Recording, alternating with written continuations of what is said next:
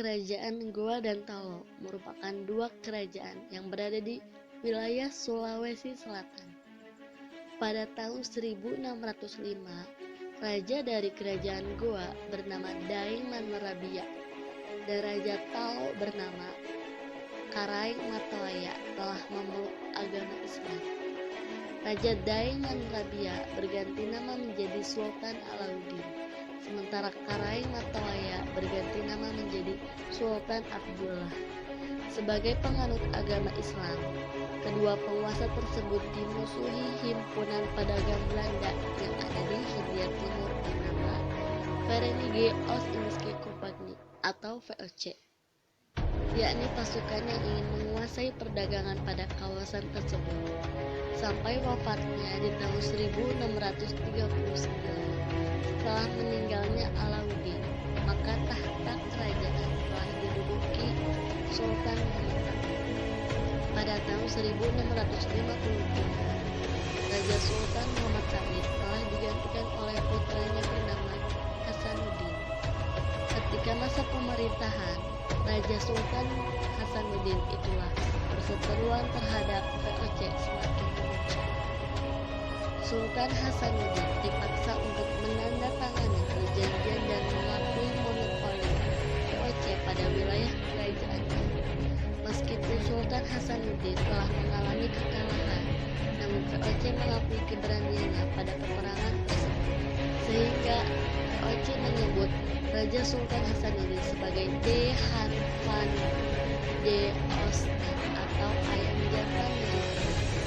Setelah meninggalnya Sultan Hasanuddin, pemerintahan Goa Talo dipimpin putranya yang usianya baru menginjak 13 tahun bernama Mappa Somon. Pada sebuah pertempuran, pihak VOC mampu mengalahkan Mappa Somon dan akhirnya menghapus kerajaan Goa Talo.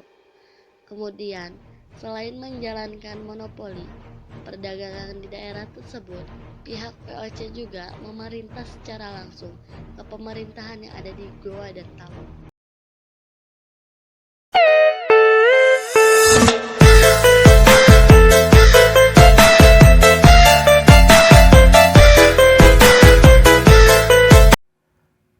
Selanjutnya, Kerajaan Ternate Tidore. Kerajaan Ternate ini sudah berdiri sejak tahun 1257 Masehi, bertepatan dengan pengangkatan raja pertamanya, yakni Sultan Baab Masyur Mulamok. Penduduk dari Kerajaan Ternate ini didominasi oleh orang Halmahera, yakni suku Exodus. Kehidupan ekonomi warga Ternate bisa dibilang sangat makmur, karena sebagian besar penduduknya bermata pencaharian sebagai pedagang. Tepat pada abad ke-13, Ternate sudah memiliki pasar yang ramai. Hingga di abad ke-16, masa kejayaan kerajaan Ternate pun diikrarkan. Kehidupan kerajaan di Ternate ini ada tiga, yaitu kehidupan politik, kehidupan ekonomi, dan kehidupan budaya. Sistem pemerintah tersebut didasarkan pada ajaran agama Islam, bermula dari Sultan Zainal Abidin yang masuk Islam dan kemudian mengubah sebutan raja menjadi sultan. Kemudian, Sultan Zainal Abidin juga mengangkat beberapa juluku. Ulama yang menjadi penuntun sang raja untuk masuk Islam adalah Datuk Maulana Husain dari Minangkabau. Beliau adalah murid dari Sunan Giri. Agama Islam sendiri sebenarnya sudah dikenal oleh rakyat Ternate sejak abad ke-13, dan pada abad ke-15 barulah agama Islam berkembang pesat di Ternate. Tercatat pada abad ke-16 bahwa kerajaan Ternate ini mencapai puncak kejayaan, hingga bisa dikatakan bahwa kerajaan Islam ini adalah salah satu kerajaan tertua di Maluku yang mempengaruhi peradaban rakyat Maluku.